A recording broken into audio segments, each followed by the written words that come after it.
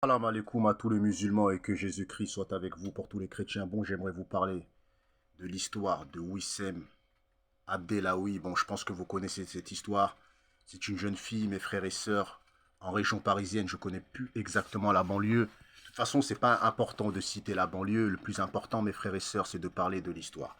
Donc, l'histoire, mes frères et sœurs, c'était que Wissem Abdellaoui était une fille très joviale, très gentille, qui traînait avec des gens dans son quartier, qui avait des copines, qui avait un compte Facebook, Snapchat, qui était très entouré de beaucoup de personnes et tout ça et tout.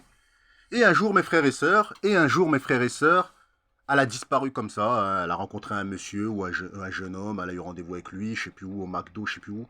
Et après, elle a disparu, mes frères et sœurs. Elle a disparu.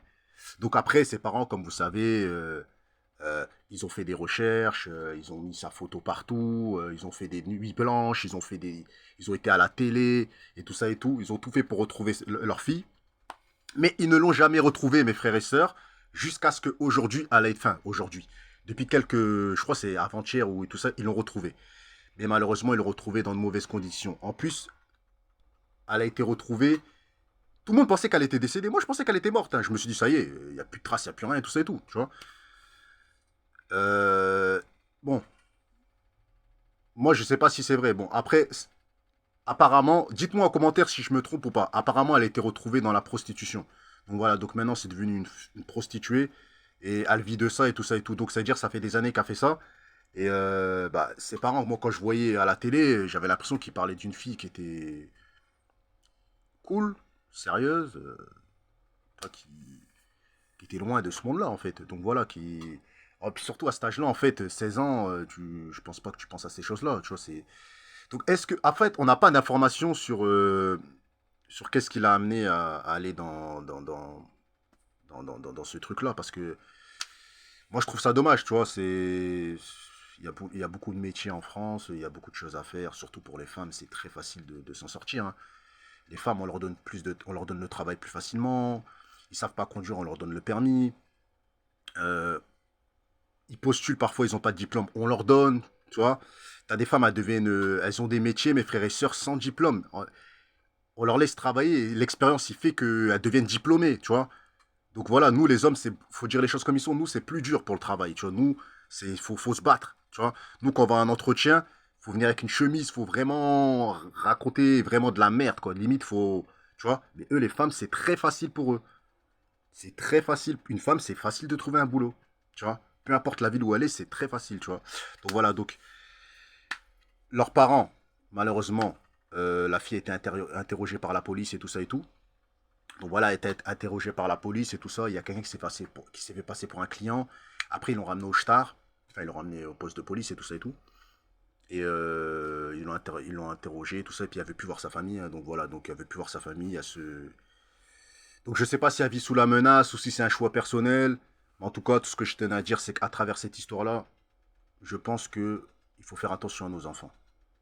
Il faut faire attention à nos enfants. Et quand on voit ça, on n'a pas envie que nos enfants grandissent en banlieue parisienne ou à Paris parce que c'est trop chaud, mes frères et sœurs.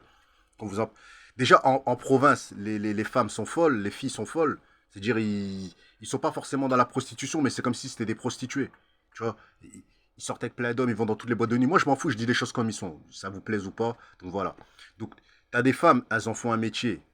Ils sont, je dirais, sont plus intelligentes parce qu'elles gagnent de l'argent. Et t'as des femmes, elles le font gratuitement. Donc voilà. Donc, mais moi, je pense que la meilleure des choses, c'est de revenir à Dieu. Hein. Donc voilà, faites des prières pour que cet Wissam Abdellaoui sorte de ce monde-là. Parce qu'on on peut toujours l'en sortir de ce monde-là. Hein. Mais ce ne sera pas avec des mots. Ce ne sera pas avec quelqu'un, il ne va pas venir conseiller cette fille-là. Une fois qu'elle est dans le milieu, c'est fini. Là, c'est plus les. Faut pas parler, tu vois. Les mots ne vont rien lui faire. Cette fille-là, il faut lui parler de Dieu, de la prière. Il n'y a que Dieu qui peut lui sortir de ça. Parce que pour les gens qui savent, ces choses-là, c'est spirituel. Tu vois, c'est spirituel. C'est pas un homme qui va venir retirer quelqu'un de quelque chose qui paraît mauvais ou tu vois. Un homme ne peut rien faire pour ça. Tu vois, c'est spirituel. Tu vois. Donc voilà. Donc en tout cas, je suis content qu'elle ait été retrouvée. Et malheureusement, je suis dégoûté dans les conditions qu'elle a été retrouvée. Et, euh, Et c'est triste pour les parents, mes frères et sœurs. C'est triste, tu vois. Là, ils doivent péter un câble, tu vois. Elle veut même pas voir, elle veut même pas voir ses parents. Tu vois, c'est chaud quand même, tu vois. Donc là, elle est repartie dans la nature. Il n'y a que les prières qu'il peut faire qu'elle redonne signe de vie à ses parents. Donc voilà. Dites ce que vous en pensez en commentaire, mes frères et sœurs. Est-ce que vous pensez qu'elle était vivante? Est-ce que vous pensez qu'elle était décédée? Est-ce que vous pensez qu'un jour elle va revoir ses parents? Donc voilà. Et ça sert à rien de m'envoyer des messages. Parle pas de ci, parle pas de ça. Nique ta mère, je parle de ce que je veux. Parce que vous, on vous connaît. Vous aimez bien dire oui, non, parle pas de ci, ça te regarde pas. Nique ta mère, c'est ma chaîne YouTube. Je parle de ce que je veux.